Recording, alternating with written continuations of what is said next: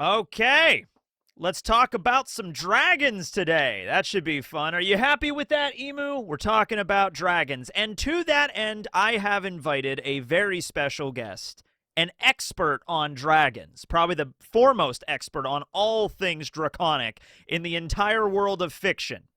No, no, not Kaido. Kaido is a fish. We all know that. Actually, he's a duck, but that's a whole thing. No, I'm of course referring to Seto Kaiba. Seto Kaiba. He clearly is the man. If there's a man that loves dragons more than Seto Kaiba, I would not want to meet him, all right? Because Kaiba already built an entire theme park, and he has a jet made out of a dragon, okay? So, you know.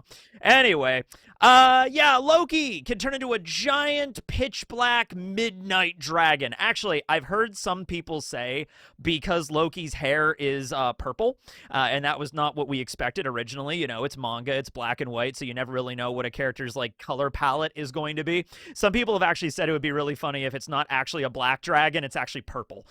Like, you know what? I'd be okay with that. Purple or pinkish, you know, like whichever. That would actually be really kind of funny. But no, I'm pretty sure it's a black midnight dragon that has emerged up from the primordial realm in the last chapter. Luffy was on top of the dragon in his Gear 5th giant form, turns into a Trombopoline to catch all of the children and their parents that fell off the side of the Sun Realm, and so they're all safe and they're good. And we also see Ratatotsker, Ragnir, the hammer, in squirrel form, also on top of the dragon. So, how big is Loki in the dragon form? There's been much debate over this. Now, I want to keep a few things in mind. Number one, he's huge. All right, he's really, really big, all right? Is he the biggest character we've ever seen in the entire One Piece manga? Ooh, I don't know. That's a pretty big standard, but suffice to say, he's huge, all right? So let's start there, okay? I am not even going to attempt to try to like put a number on how massive this dragon is in terms of like kilometers or something. I have no idea. We'll go through some of the other really large creatures and objects like islands and mountains and stuff that we know in the One Piece world, and we'll try to fit dragon Loki in there somewhere. But yeah, I'm not great with numbers, so we're not going to worry about that too much, okay? We get some kind of scale when the kids fell down on top of Loki. It basically looked more of like an environment, like the spikes on Loki's back in this dragon form were like mountains to the, you know, giants that landed on his back, right? Luffy was in his giant form stretched out like to, you know, make a cushion for everybody to fall upon, and that was just like a tiny little dot on the back of Loki, right? We do not know the name of this devil fruit yet, although I think it would be rather unusual if we did not get the name in the very next chapter. This was something that was like the big final page, like the double page spread, which really should be like a quadruple page spread on how massive this dragon is. So I think at the beginning of next chapter, within the first few pages, I think we're just going to get like the name of it. So let's go through some other dragons in the story, because One Piece has quite a few of them.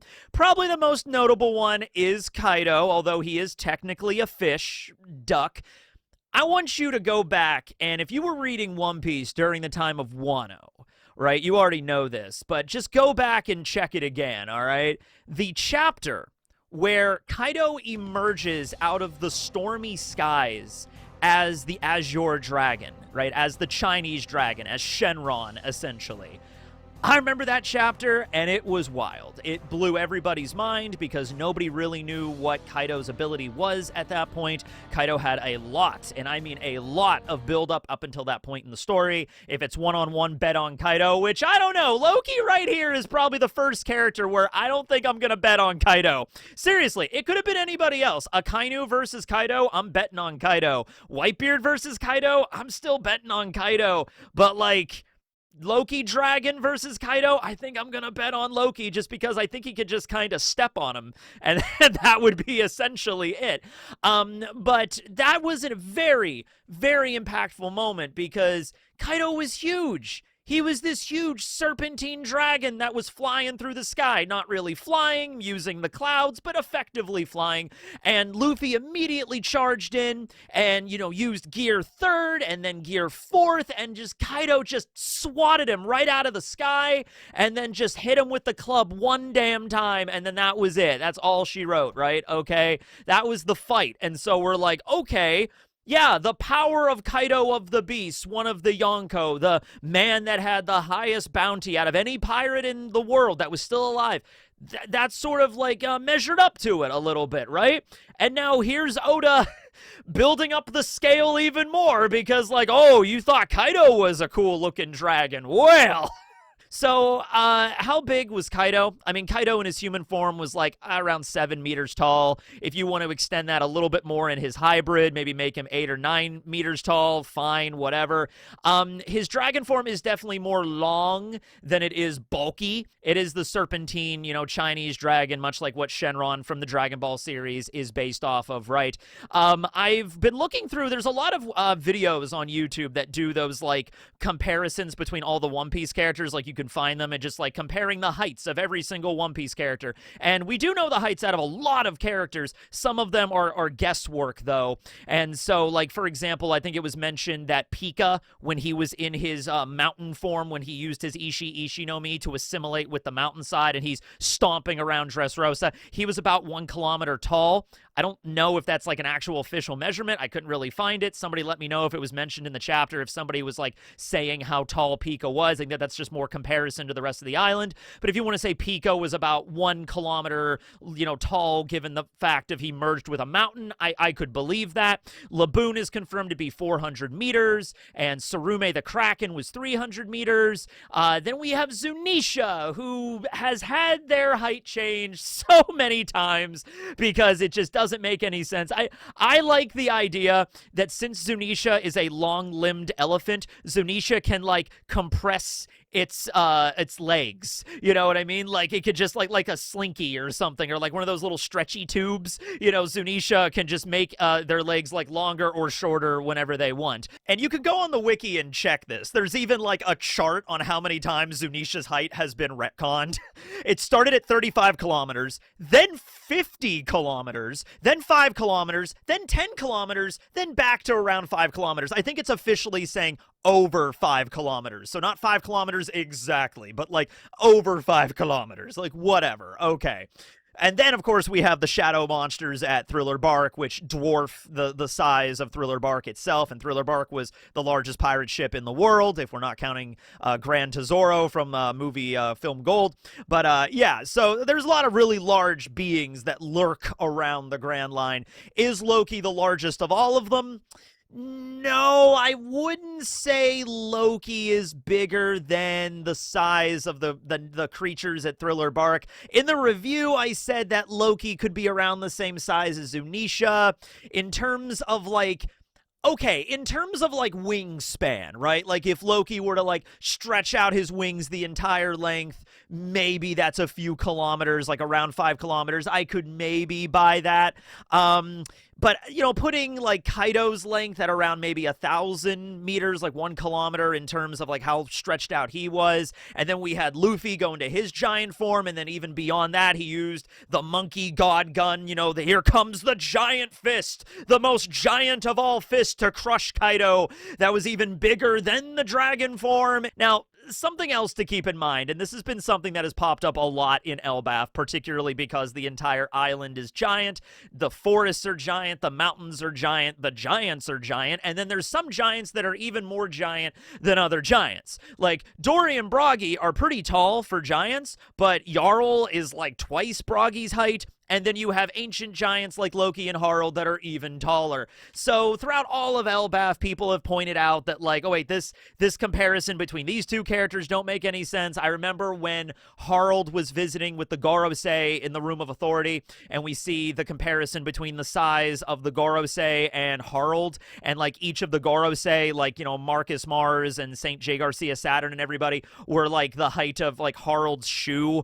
And it's like people went back and checked the heights, and it's just like that doesn't make any sense. They should even be smaller than that in comparison to Harald. So like I imagine as a mangaka, it would be really hard to keep track of like the scale for every single one of these characters, right? So it's happened a lot in Elbaf. I'm giving Oda a little bit of slack for that.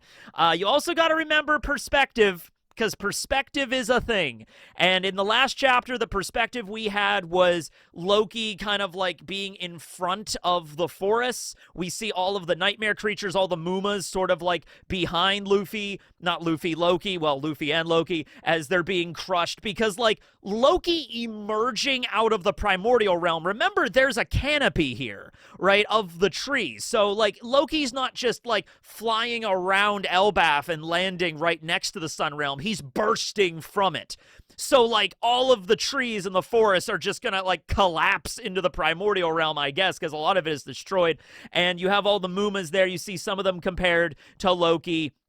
You know, the Mumas themselves were bigger than the forests when we see that one shot when the nightmare creatures appear first. All the teachers look out over the forest, and you see them just being just over the trees, right, of how big they were, right? And that was an Albathian forest, so it was already huge, right? So, yeah, I mean, I feel like this is going to be an SBS or, like, some data book whenever the new Vivre card issues for Elbaf come out or something. Somebody is going to ask, how big is Loki? And we're going to get a number, and I just hope that like Oda or whoever it is sits down and actually like, all right, let's not have the same shit that happened to Zunisha all over again. Let's actually sit down and figure out what height makes sense. Okay, what is the wingspan? How big is this thing? All right.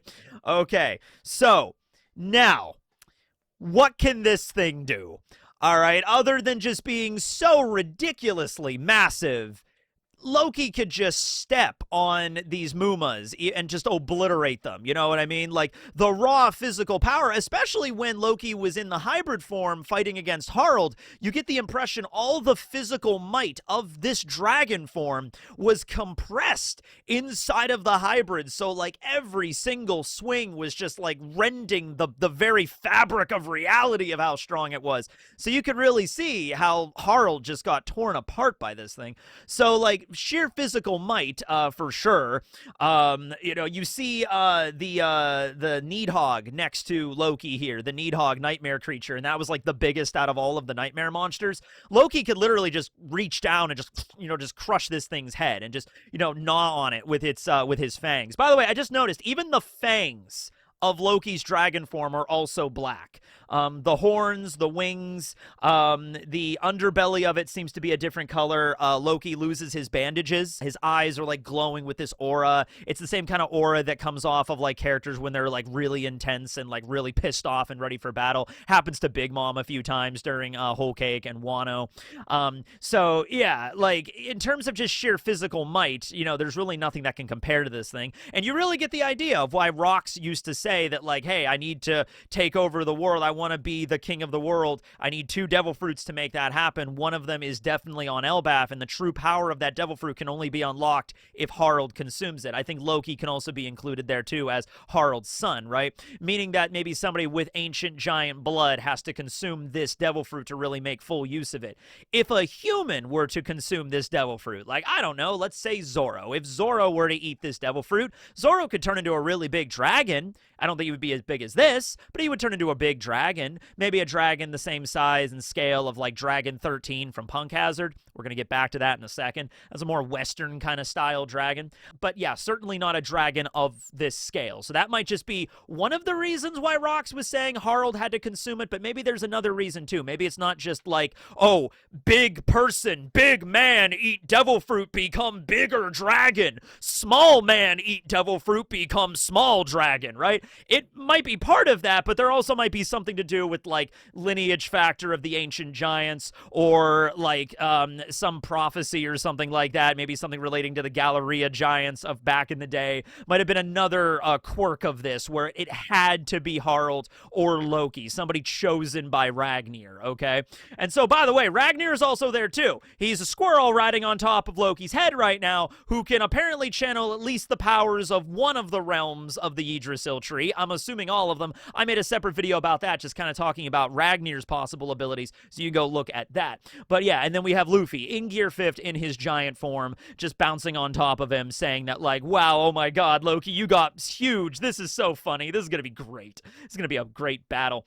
So the Celestial Dragons, unsurprisingly, are also really obsessed with dragons. You know, their symbol is the hoof of the Celestial Dragons, and that symbol, by the way, was something that Sabo, actually, one of the directives when they invaded Marijois was to destroy. They blew up the symbol of the Celestial Dragons in the domain of the gods, the city of the Celestial Dragons, to formally declare war on the government, on the Tenryubito specifically, right? Actually, I think that's probably why the Revolutionary Army went directly at the domain of the gods. They could have just marched right into Marijois and attacked, like, the government flag, like the Straw Hats did in Enies Lobby. They didn't go after the world government flag or Pangaea Castle. They broke into the domain of the gods and specifically blew up their sigil, all right? So it's very clear that they like dragons, and it was the reason why there are dragons on Punk Hazard, dragon number 13, and then the green dragon that we see. That was a lot more, like, tenacious, right? Is because the Celestial Dragons ordered Vegapunk to make them. They were, like, so in love with dragons, they're just like, yeah, Vegapunk, we want you to bioengineer us dragons. And Vegapunk was probably like, oh, gee, Quasar, this is gonna be weird, but okay, right? You give me the funding for it, I'll make whatever dragons you want me to, right? So it might be a situation kind of like in Game of Thrones, where there used to be dragons a really long time ago, and then over the time, the dragons all got wiped out. Maybe Ryuma killed them all. Ryuma slayed at least one dragon, we know that. And I've even seen some theories even saying it was this dragon, like not Loki specifically. Oh wait, can Loki time travel? Is it a time traveling dragon? Don't completely discount that, because we know time travel exists in One Piece. Toki specifically said you cannot go back in time, but you never know. No, this type of dragon, as in, like, maybe it was a person that ate this, black dragon devil fruit a long time ago, and maybe that was the dragon that Ryuma slayed. I don't think that's the case. From this at least one piece of information, we know Ryuma lived around 400 years ago. That might not be entirely canon, but in one of the One Piece magazines, it was mentioned he slayed that dragon around 4 centuries ago. And from what we understand with this legendary devil fruit, no king of Elbaf was able to be worthy enough to consume it. Ragnir did not allow a single giant to eat that devil fruit since purportedly the time of the Void Century. So it has been slumbering in the vault at West Castle for a very, very long time, right? But suffice to say, Ryuma did slay a dragon. I don't think it's going to be something like Ryuma ended up killing a celestial dragon instead, although a celestial dragon on top of an actual dragon, I could see that happening, right? And so that's like the legend there. We see that in Monsters, Oda's like one shot that he did prior to One Piece. However, I think Oda's going to like move that around a little bit. So Ryuma still did slay a dragon. That did actually happen. It didn't happen the same way as in the one shot. They probably like moved it around a little bit for the sake of the actual One Piece manga. Okay, then again, there is an anime version of Monsters now where Ryuma does have Shusui and he does slay the dragon. So I don't know. Maybe it's the same story. Maybe it was modified a little bit. So there's the Celestial Dragons whole thing with dragons. And then we have Monkey D. Dragon, who's the current leader of the Revolutionary Army, all right? So, and then we have Kaido, and then we have all of the dinosaur Zoans that have the Ryu no Mi, like, prefix, because the word for dragon and the word for dinosaur have the same kanji for Ryu, or dragon. Oh, and then we have, probably, in my opinion, before Loki Dragon popped his head out from below the primordial realm and we got to see this thing, before Loki, I would say the character that had, like, the closest approximation to a true dragon fruit, because Kaido's is technically not. It's a fish fruit. It's a play off a Chinese folktale of a koi fish that gets to ascend a waterfall and then becomes a dragon, which later on becomes the inspiration for the Pokemon Magikarp and Gyarados. That's where that comes from, right? But it's the fish fruit model as your dragon. But beyond that, the dragon that was the most dragon was Killingham. Actually, another character that got introduced in this arc, because he actually does have a mythical Ryu no Mi, not a dinosaur, model Kirin. All right? And so it's like a fantasy sort of dragon, but it's like, okay, that's like an actual mythical dragon-based, being. I'll give it to him. But now, of course, no, we have the big daddy dragon that is in town. So, Fafnir is a popular opinion on the name of Loki's devil fruit. If that is the case, which I'm going to lean on now, I'm just going to say Ryu no Mi legendary model Fafnir. Okay, that's probably that makes the most sense. Now, Fafnir was a dragon in Nordic and Germanic storytelling. Originally was a dwarf that slayed his father, killed his dad out of an act of greed, and fled with some treasure, and then was transformed into a like a great worm. Virm, which of course Virm to dragon, there's relations there, okay? Eventually, it was Fafnir's brother that forged a great mythical sword named Gram that was then given to a warrior named Sigurd who slayed Fafnir, all right? Now, some of Fafnir's story, and by the way, Fafnir in general, like the story, is sort of the archetypical, like, origin. I haven't looked into it exactly, so there might have been examples of this. But you know how you think of, like, the Western stylized dragon that has wings and breathes fire and collects treasure, like Smaug, the Desolation of Smaug. There we go. From Lord of the Rings. Tolkien based Smaug off of Fafnir, off of the legend of Fafnir. Okay, that's where that comes from. So the legend of Fafnir may be the actual beginning point of the story of the dragon that hoards a bunch of treasure and is slayed by a great warrior wielding a magic sword, which of course pops up a lot of times in fiction, but that might have been like the progenitor of it, all right?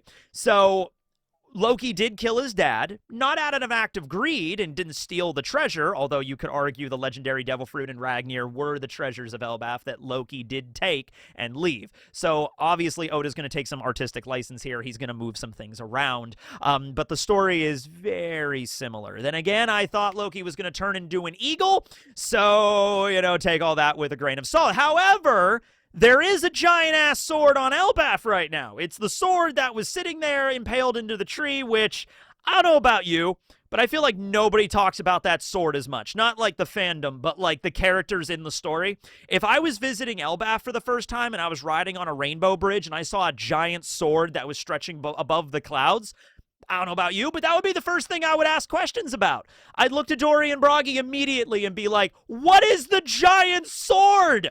Where did that come from? How did that get there? What is it for? Who could possibly wield that? Who made it?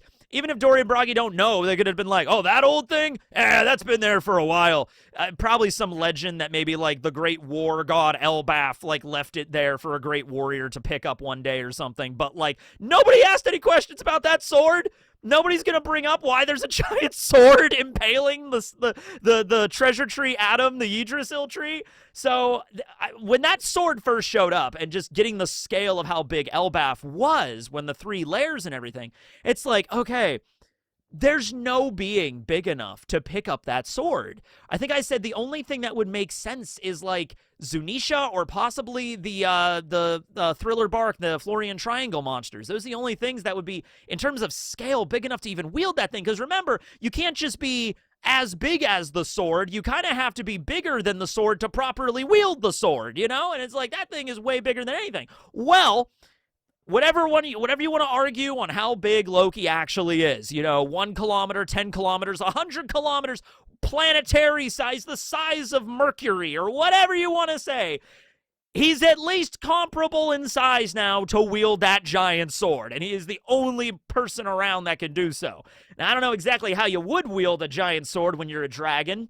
I guess he can maybe pick it up with, like, his feet, his, like, talons, or he could put the giant sword in his mouth, or we don't even, like this panel is so spread out, but we don't even get to see the full scale of what Loki even looks like. So there might be hands on the end of his wings, or Loki might have actual, like, dragon claws himself that he could reach down and, like, pick up the sword. I don't really know. Is it kind of like King when King goes into his Pteranodon form? His hands become his wings, right? So it's not like he has, the wings and a set of arms. His arms become the wings. I'm sort of seeing something similar to that with Loki here, but actually now that I'm looking at it, we see part of his leg stretching below, but is that his leg or is that his arm, right? So I guess my point is, in this form, does Loki have the 2 wings on his back and then 2 arms up front, or are his wings his arms? I'm not sure. But if he does have arms, he could pick up that sword and he could swing that. So then we have a giant black dragon with a sun god riding on top of him with a magical squirrel that can turn into a hammer, that's also a legendary devil fruit. And then we have another giant sword. Like, Loki's going to be, like, is Loki going to dual wield? Is Loki going to dual wield Ragnir plus the giant sword, which the sword might be called Gram because of the legendary sword. If you've been reading Record of Ragnarok lately, there's stuff involving that. I'm not going to spoil, but, like, there's some correlations to that as well. So, yeah, there's a lot to unpack here. Oh, my God. But, like, hey, let's not take this away from the major deal here. Loki turned into a giant dragon. Also, could probably breathe fire. I mean, if Kaido, a fish duck, could breathe fire with his Boro breath, if he could do that, Loki could probably shoot out a nuke that could obliterate the entire tree. It's really sad because I really don't see any way where this is going where the treasure tree atom does not get obliterated. I think we had the, with the prophecy that Charlie said about the destruction of Fishman Island, I think we're going to lead into the treasure tree atom and the mother tree Eve both being destroyed, and the destruction of Eve would also lead to the destruction of Fishman Island. Also, there's the mural where we have the dragon on top of the tree, which might be the sunlight tree Eve, and then it's exchanging like fire breath with this Sea King. I used to always think that those three main monsters on the mural, that like devil creature with the fire and then the dragon and then the Sea King, were representatives of the original ancient weapons. So Pluton, Uranus being the dragon, and then Poseidon being the Sea King. I used to maybe think that it's possible in the first age, like these were actual demons that existed in some way, or not, maybe not demons, but creatures. And then in the second age, the ancient kingdom decided to like, oh, okay, we're going to replicate the destruction of this huge dragon that could shoot lasers. We're going to create a weapon that could do the same thing. So like in the second age, the ancient kingdom was trying to like mimic the power of like gods and demons. And then the world government and the allied forces got together to fight back against that. And then the second age ended with the Void Century War, and then now the remnants of that technology are scattered around the world. That's, Pluton and the sky laser Uranus that wiped out Lelucia. However, we still have Poseidon, who is Shirahoshi, an actual living mermaid. So I found that always a little strange. It's like Uranus is clearly like a weapon, like a tool, but Shirahoshi is the ancient weapon, but she's like a person. So like, are all the ancient weapons people, or are some of them people, but some of them are weapons, like objects? And we know Pluton is a battleship. So I think there might be two unique sets of ancient weapons here. One that are all creatures that are like biological, that they originated from the first age, and Shirahoshi is like a descendant of them. And then Loki representing Uranus here. And then there was a second set of ancient weapons that were created during the second age by the ancient kingdom that were trying to mimic the power. And they might have actually succeeded too. Like, we know the technology of the ancient kingdom is really powerful. So like, they might have not just made a cheap facsimile. Like, the sky weapon that wiped out Lelucia might yield the exact same level of devastation that Loki has. Loki might just be able to fly up in the air and just use the same exact kind of laser technique from his mouth, and that might obliterate an entire island in the same way Lelucia and punch a hole in the ocean. Could be the exact same thing, right? And so they succeeded. They actually did build weapons that were comparable. Maybe they thought, like, maybe they didn't build them just out of fun. Maybe they built them in case the demons came back. If the first age really was like the age of gods and devils, maybe the ancient kingdom was like, we need to build weapons that if the devil from the sky ever comes back, we could fight back with our own sky weapon, something like that. It could be. Well, anyway, those are my initial thoughts. Those are just my initial ideas and stuff talking about Loki. I'm not really going to get all bogged down too much in like the size of this dragon. I don't need to know like the exact amount of kilometers this thing is across. I just know it's freaking huge. It's easily island sized. Is it the size of the whole damn planet or the moon or the red line? No. But is it the size of like an island in and of itself? Yeah, it very clearly is at least that much. Okay. Anyway, thank you all for watching, everybody. Thank you, Seto Kaiba, for joining us, and Kaido as well. You were here. Okay. See you, everybody. Tekking, signing out.